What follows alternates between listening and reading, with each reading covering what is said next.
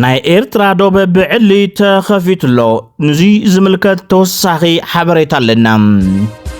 ንሎሚ ናይዚኦም ንካልኦት ዜናታት ሒዝና ቀሪብና ኣለና ንምከታተልኩም ላይክ ሼር ሰብስክራይብ ምግባር ክጅምሩ ብኽብርን ትሕትናን ሓቲትና ናብቲ ፈላማይ ዜና ክንሰግር አይተ ጌታቸው ረዳ ብልጽግና በመውካል ነኻላይ ጊዜ ሑመራ ተረኺቦም ኣለው ምስ በዓል አይተ ደመቀ ዘውዱ ዝመርሕዎ ኣኼባ ድማ ኣብ ሑመራ ክዝትዩ መዓለም ይፍለጥ ኣብቲ ኣማኻሪ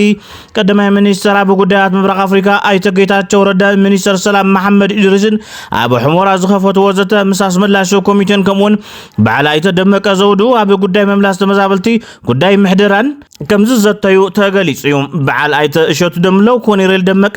ወልቃይት ኣስመላሽ ኮሚቴ ዝገበሩ ወዘተ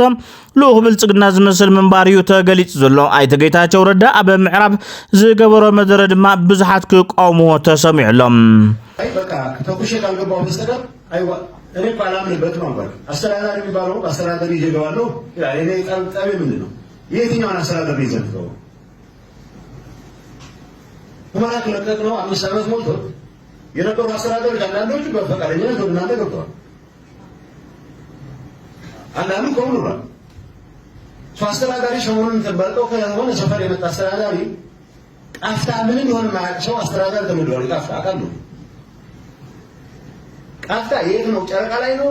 ወለጋ ነው በፍጹም ማያውቅ ሰው የቃፍታ ማህዳሪያ ተዋይሉ ብደር ፍቅር መስሎኩ ባይሆን አሁን አይቀበሉን እናንተ ባትቀበሉ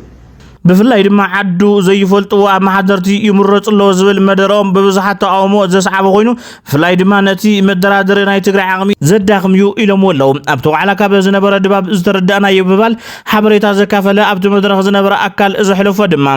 ሕወሓት TDF ፖለቲከኛታት ኣክቲቪስታት ሰፊሕ ብሎካት ሕርሻ ዘለዎም ሰብሃፍቲ ከኣትዉ ከም ዘይብሎም ኣምሓራዊ መንነት ይመለሰልና ዝብል ዝዓብለለ ጽልዋ ከም ዝነበሮም ንባዕሎም ንጹሃት ምግባር ካሕሳ ከም ዘልዮምን ሕወሓት በደል ዝፈጸመ ና ገብረኛታት ከይኣቱናን ብሕጊ ክሕቶቱናን ዝብል ሕቶ ከም ዘቕረቡን ዘይሕጋውያን ሰፈርቲ በኣፍ ምበር ብተግባር ከም ዘይወጡን ዘይሕጋውያን ዕጡቃትን ምልሻታት ደመቀ ዝብሉን ምስ ዕጥቆም ኣብ ከተማ ይዞሩ ከም ዘሉን ንምርዳእ ክኢልና ዝብል ሓበሬታ ኣካፊሉሎም ብተወሳኺ ድማ በዓል ጌታቸው ጉዳይ መንነት ሸይጦም እዮም ካብ ሕወሓት ብልጽግና ኣይሕሽን መንነቶም ስለ ዝሸጥዮም ትግርኛ እናተዛረቡ ክሒዶምና ይብሉም ካብዳስ ናብ ክላስ ዘእተወት ውድብን TPLF بمليونات زمهرتن نغيتاچو حنت زراغن تزاربه يخيد زدليا نغرلا نحنا نايمن النسوات نكون تغرينيا سلاستزاربه تغرواي نول تخوينا كالي غداي كاب عد انجليز موصيبون تغرينيا خلي باچاوني خلي بادلاوني خلي ان بادلا عدوا زولد لنا نستغد نعدوا ጨፍጭፈም ነው ንህዝብ ትግራይ ጨፍጭፈም ነው ትግርኛ ስለዚህ ኻአለ ተዋሂሉ ትግራዋይ ንብል ታሊና ካሊ ጉዳዩ ትግርኛ ብትምርቱን ክትሎም ደትኸላ ንኽስሉሉ ኻውን ክትልምዶም ትኸላ ስለዚህ ኣነ ኣውዚ ሕልኩም ከይቆውን ታቆልፊ ሽገርና ታትብትነና ውሽጣው ኩናትና ታነ ማዓራሪያ ውሽጣው ኩናትና እንተ ማዓራሪና ናይ ኩሉ ሰብና ለገብና ሓሳውን ተኸይድና ግን ዝሓሸ ስርዓትን ህዝብን ክንፈጥር ጌታቸው ረዳ በሑመራ ከይዱ ዝገበሮ መደረ ብኡልክዕውን ኣድናቆተ ተዋሂቡ ኣሎ ንብዙሕ እዋን ሕወሓት ነቶም ተመዛበልቲ ከም መደራደሪ ሒዛቶም እያ ዘላ ጌታቸው ረዳ ከይዱ ዝገበሮ ዲፕሎማስያውን ፖለቲካውን ስራሕ ዝናኣድዩ ዝበልዎ ድማ ኣይተሰኣኑን እዚ ከምዚና ሃሎ ዝሾምናዮ ምምሕዳርና ከም ዘሎ ከይተመለሰ ተመዛበልቲ ኣይ ሙሎስን ዝብል መርገጽ ሕወሓት ንተመዛበልቲ የሳቕ ከም ዘሎ ሲቪል ማሕበረሰብ ወልቃይት ተፈሊጡ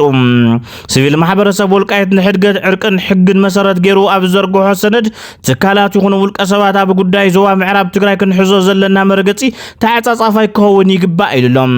ኩልና ሓደ ውዳበ ዝሓቶ ሕቶ እንድሕር ንሓትት ኮይናማ እቲ ሓንቲ መማረጽ እንድሕር ተዓጽያ ዓቕሚሲና ግስሚና ክንብል ክብል ወሲኹ እቲ ሲቪል ማሕበረሰብ ወልቃይት ኣብ ጉዳይ ዞባ ምዕራብን ምምላስ ተመዛበልትን ብሕድገት ብዕርቅን ሕግን ክፍታሕ ከም ዝግባእ ብዝርዝር ኣነጺሩ ኣእሚጡሎም ህዝቢ ከተማ አላማጣ ኮማንድ ፖስት ዝበሃል ሕጊ ከተማና ንምዝራፍ ጥራሕ ተጣይሸዩ ካብ ከተማና ከወጸሎ ኢሎም ብሽም ራያ ሃገረ ስብከት ተጣይሹ ኣብ ከተማ አላማጣ መሽጉ ዘሎ ጉጅለ አምሃራው ማንነት ዘስፋሕፍሕ ዘሎ ዝበሉ ነበርት አላማጣ ኣብያተ ትምህርቲ ናይ ብልጽግና ሰራዊት መኹዓት ድፋዓትን ኮይነን ዘለዋ ናይ ጥዕና ትካላትና ብምኽንያት ጸላእቲ ንህዝበን ግልጋሎት ሕክምና ኸባ ኣይ ከኣላን ዝብል መረረት ከቕርቡ ተሰሚዖም አብይ አህመድ ኩናት ከከፍት ድፊት ይግበረሉ ሞላው ተሐቢሩ እነዚህ ትጉስጉስ ዘላ ድማ ዓረብ እምሬት ሞሃና ተገሊጽሎ ን7 ዓመታት በዓብዩ ኣብ ትግራይ በተወሳኸ ድማ ኣብ መሓራ ሓዊሱ ኣብ ኦሮሚያን ሰፈላሊ ቦታታትን ኩናት ሕድሕድ ክካየደላ ክትሰርሕ ጸንሃት ዓረብ ሕዚ ድማ ኣብ ኢትዮጵያን ኤርትራን ሓዊሱ ኩናት ክቅጽል ድፊት ገብር ሞላው ተሐቢሩሎም ኣብ ዝቀረባ ፊልድ ማርሻል ብርሃኑ ጅላም ቀይሕ ባህሪ ሕዝቡን አጀንዳ ናይ ዋሉ ኣይዝንጋዕን በተወሳኸ ድማ ቦገ ኢትዮጵያ ይኹን ኤርትራ ናይ ሰራዊትን መካናይዝን ድሮናትን ሓዊሱ ናይ ድልውነት ኩነታት ይረአ ምህላው ዝፍለጥ እዩ ስታሊን ገብረስላሴ ኢትዮጵያ ኩናት እንተጀሚራ በሓደ መዓልቲ ኢትዮጵያ ሙሉእ ዘጸልመት ግብረ መልሲ ካብ ኤርትራ ክፍኖዩ ክብል ተሰሚዖም ስታሊን ኤርትራውያን ብናይ ሓደ ሰብ መስዋዕቲ 30 አውሮፕላን ናይ መቀጻል ተመክሮ ዘለዎም እዮም ክብል ገሊጽዎም ዜናዋትዱ 30 አውሮፕላን ሰንበል ኤርፖርት ላይ 30 አውሮፕላን 30 የደርጋ አውሮፕላን አንድ ሰው ብቻ መስዋዕትነት ከፍለው 30 አውሮፕላን አቃጥረው ሄዱ ሰዎች ናቸው እነዚህ በታሪካቸው ወደ ኋላ ጎግል አድርጎ አባዱላ ደግሞ ይነግራል ደግሞ አንድ ሰው ነው መስዋዕት አንድ ወጣት ነው አንድ ኮማንዶ ነው መስዋዕት የከፈሉት ማድረግ ከፈለጉ ኢትዮጵያ በሙሉ ማጨለም ይችላል በአንድ ቀን ያጨልሟታል ምን አድርገው ነው የሚያጨልሟት እኔ አላውቅም